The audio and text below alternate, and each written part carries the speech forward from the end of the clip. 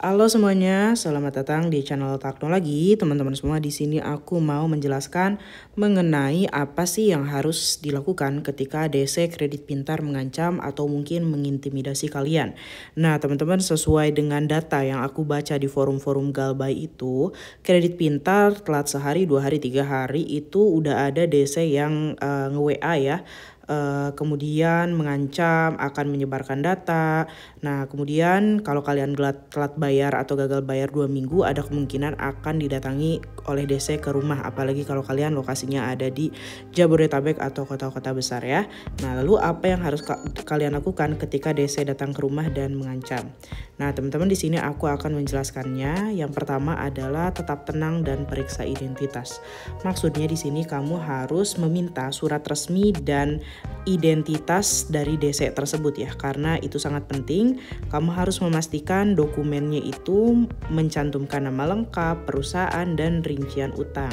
Nah, kemudian jika mereka tidak membawa dokumen resmi, kamu tetap berhak menolak berbicara lebih lanjut karena kan ini masuknya tidak resmi ya teman-teman ya. Selain itu, kamu juga harus memahami hak kamu, di mana DC itu tidak boleh menggunakan kekerasan, ancaman, atau mempermalukan kamu di depan umum. Jadi kalau kamu diancam, tentu saja kamu itu harus melawan guys, karena DC itu tidak berhak untuk mengancam dan apalagi mengintimidasi, apalagi amit-amitnya melakukan kekerasan ya.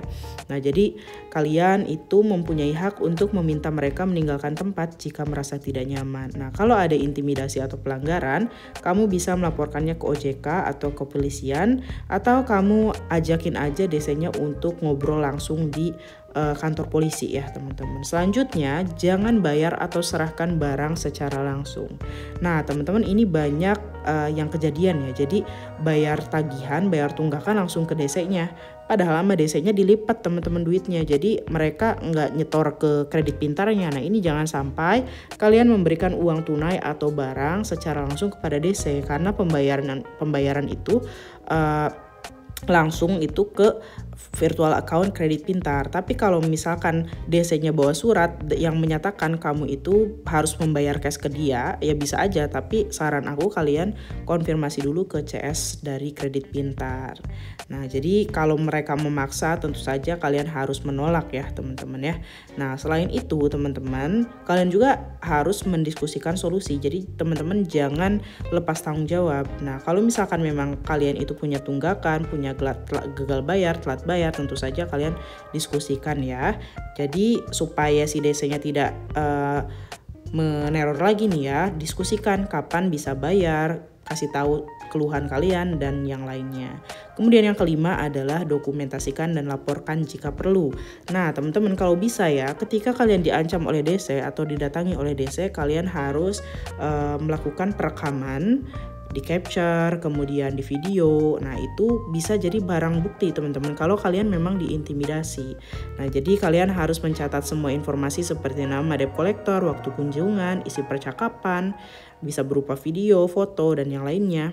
Kemudian simpan bukti jika terjadi ancaman atau pelanggaran seperti rekaman suara atau video. Nah, kalian bisa melaporkan ke OJK ya melalui nomor yang ada di video ini. Nah, kalau misalkan memang kalian sudah tidak kuat ya mendapatkan ancaman dari DC kredit pintar, kalian bisa menghubungi polisi ya teman-teman ya. Jadi teman-teman, jika ada pertanyaan silakan tulis di kolom komentar. Akhir kata, semoga bermanfaat. Sampai jumpa lagi guys.